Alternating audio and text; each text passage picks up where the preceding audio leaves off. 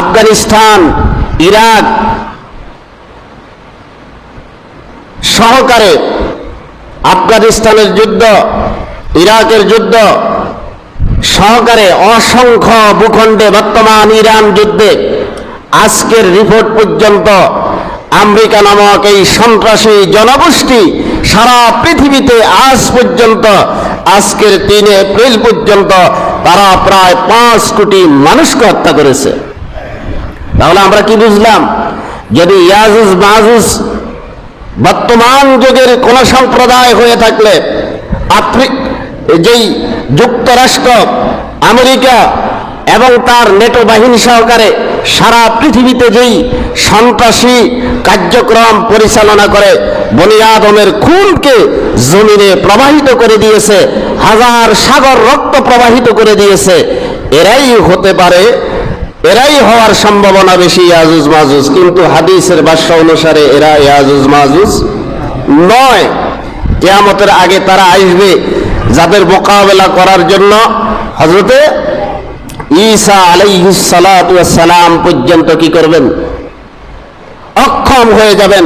হাদিস শরীফের ভিতরে আছে হযরতে ঈসা আলাইহিস সালাতু ওয়াস সালাম ইয়াজুজ মাজুজের আক্রমণ থেকে রক্ষা পাওয়ার জন্য মুমিনদেরকে নিয়ে পাহাড়ের উপরে আশ্রয় গ্রহণ করবেন। এক একটা গরুর বাকারার মাথা হবে 500 থেকে 600 দিরহাম পর্যন্ত। এই ভয়ঙ্কর জাতি আমাদের সামনে আসতেছে। আল্লাহ আমাদেরকে এই জাতির ফিতনা থেকে হেফাজত করুক। তাহলে আমরা কি বুঝলাম? ইয়াজুজ মাজুজ আলেকজান্ডার দ্য গ্রেট এবং তার সৈন্যবাহিনী হতে পারে না। তারপরে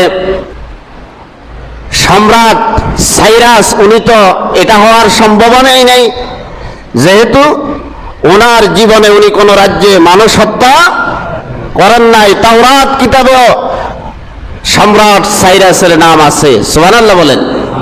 আর মুফাসসিরিনে কেরামের অধিকাংশই বলেন জুলকারনাইন হচ্ছে সম্রাট সাইরাস। বাড়ি কোথায়?